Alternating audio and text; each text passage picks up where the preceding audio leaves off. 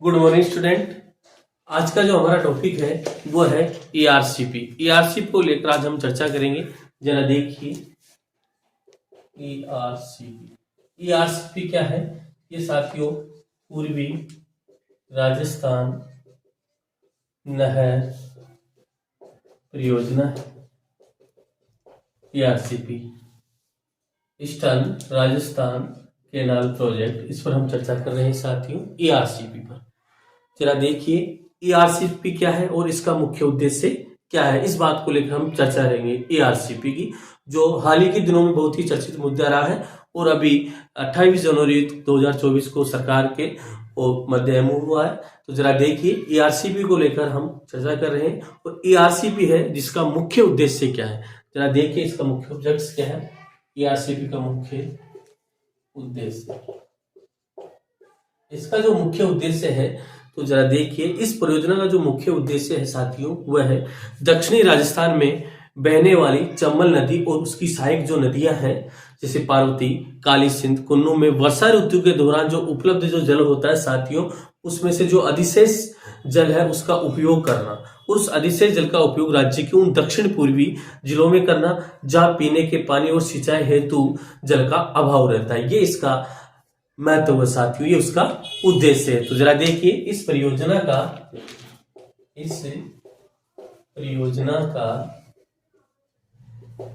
मुख्य उद्देश्य, इस परियोजना का मुख्य उद्देश्य दक्षिणी राजस्थान में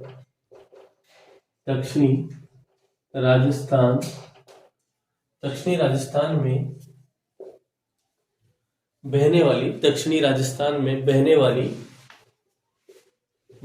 वाली चंबल एवं उसकी सहायक नदियों, चंबल एवं उसकी सहायक नदियों पार्वती, काली सिंध, कुन्नू, पार्वती, काली सिंध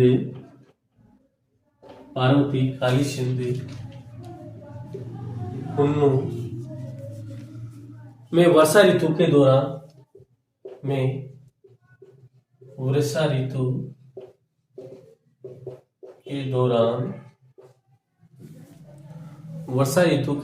दौरान उपलब्ध अधिशेष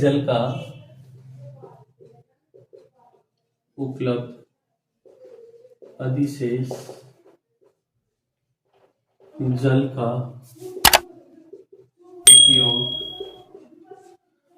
का उपयोग राज्य के उन दक्षिणी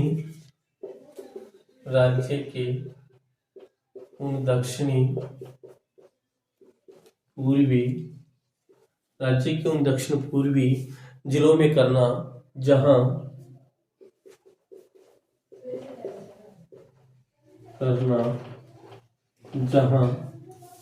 पीने का पानी व सिंचाई हेतु जल का अभाव है।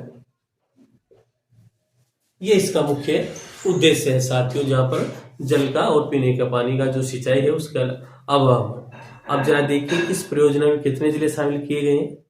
इस परियोजना में साथ 13 जिलों को शामिल किया गया है, यानी अलवर, भरतपुर, धौलपुर, जयपुर, दौसा, अजमेर, करौली, सवाईमाधोपुर, टोंक, बूंदी, कोटा, बारा और झालावाड़। तो जरा देखिए नेक्स्ट पॉइंट इसका,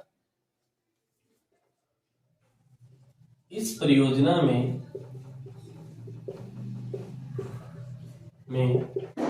13 जिलों को शामिल किया गया है जो निम्न है। 13 जिलों को शामिल किया गया है जो निम्न है। अलवर, भरतपुर, जरा देखिए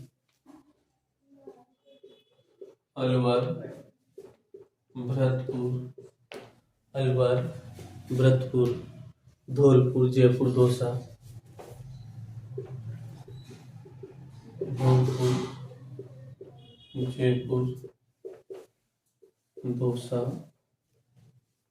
अलवर, भरतपुर, जयपुर, दौसा, अजमेर, करौली, अजमेर,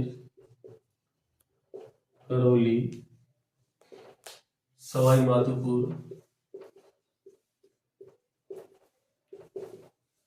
सवाई माधोपुर, टोंक, सवाई माधोपुर, टोंक, बूंदी, कोटा, बारां, झालावाड़, कोटा, बारां, झालावाड़। इस प्रकार साथियों इसके अंतर्गत ये 13 जिलों को शामिल किया गया है। आगे देखिए क्या विशेषता है। इस परियोजना से प्रदेश के 2,80,000 हेक्टेयर क्षेत्र से सिंचाई से लाभान्वित होगा। यानी कि ये जो परियोजना है साथियों, इस परियोजना से 2,80,000 हेक्टेयर क्षेत्र सिंचाई से लाभान्वित होगा। इस परियोजना से 2,80,000 हेक्टेयर क्षेत्र है जो सिंचाई से लाभान्वित होगा। आगे देखिए इसका जो एरिया है उसकी हम बात करें तो ये 2,80,000 हेक्टेयर क्षेत्र है जो सिंचाई से लाभान्वित होगा। और साथियों इस परियोजना से प्रदेश की 41.13% आबादी और इस परियोजना से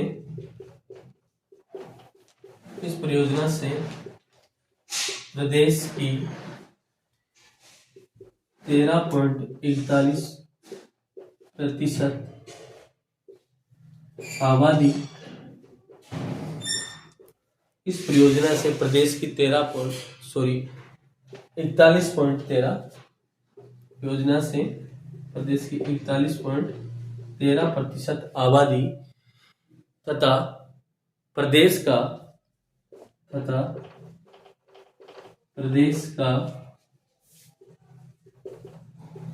23.67% प्रदेश का 23.67% क्षेत्र कवर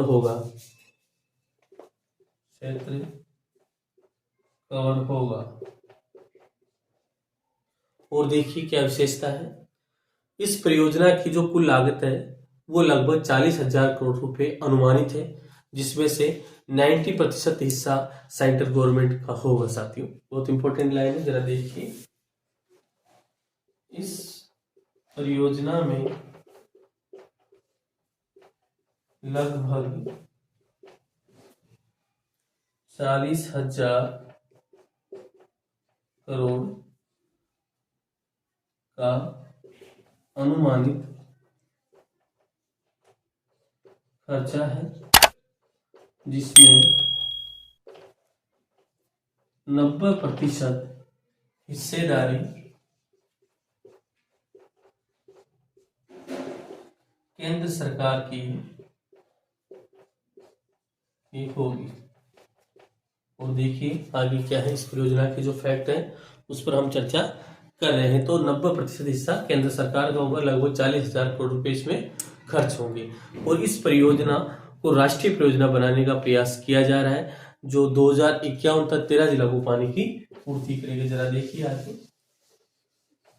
आरसीपी ये जो फैक्ट है उस पर हम चर्चा कर रहे हैं। तो जो इस परियोजना है, इस परियोजना को राष्ट्रीय परियोजना बनाने का प्रयास किया जा रहा है।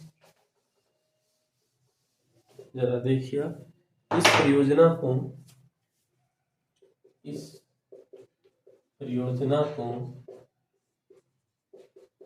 राष्ट्रीय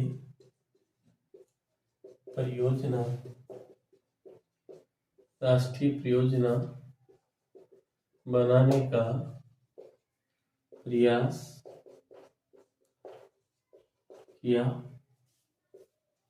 जा रहा है। इस परियोजना को राष्ट्रीय परियोजना बनाने का प्रयास किया जा रहा है। परियोजना से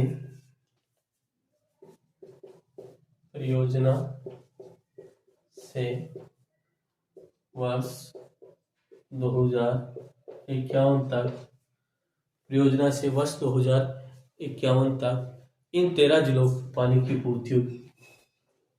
इन 13 जिलों की पानी की पूर्ति होगी। इन 13 जिलों की पानी की पूर्ति होगी। अब आगे देखिए और क्या फैक्ट है। पूर्वी राजस्थान नहर परियोजना के लिए राजस्थान, मध्य प्रदेश तथा केंद्र सरकार के मध्य 28 जनवरी 2024 को एक समझौता हुआ, एक एग्रीमेंट हुआ।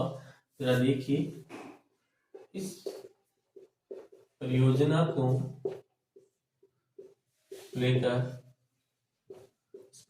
को लेकर राजस्थान,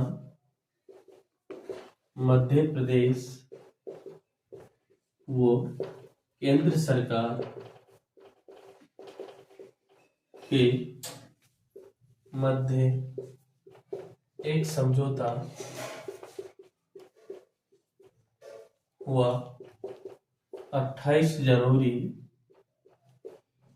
2024 को। इस परियोजना को लेकर राजस्थान, मध्य प्रदेश और केंद्र सरकार के मध्य एक समझौता हुआ 28 जनवरी 2024 को। और देखिए, इस परियोजना से और क्या फायदा हो सकते हैं, तो पूर्वी राजस्थान का भूजल स्तर सुधरेगा। इस परियोजना से क्या होगा, पूर्वी राजस्थान का भूजल स्तर बढ़ेगा। और क्या होगा, और इस परियोजना से पूर्वी राजस्थान में औद्योगिक निवेश बढ़ेगा। और इस परियोजना से पूर्वी राजस्थान में औद्योगिक निवेश बढ़ेगा। तो इस प्रकार इसके फैक्ट्स है ARCP के, जो पूरी राजस्थान नहर परियोजना पर हम साथियों चर्चा कर रहे हैं। ये बहुत ही महत्वपूर्ण जानकारी थी आपके लिए। धन्यवाद।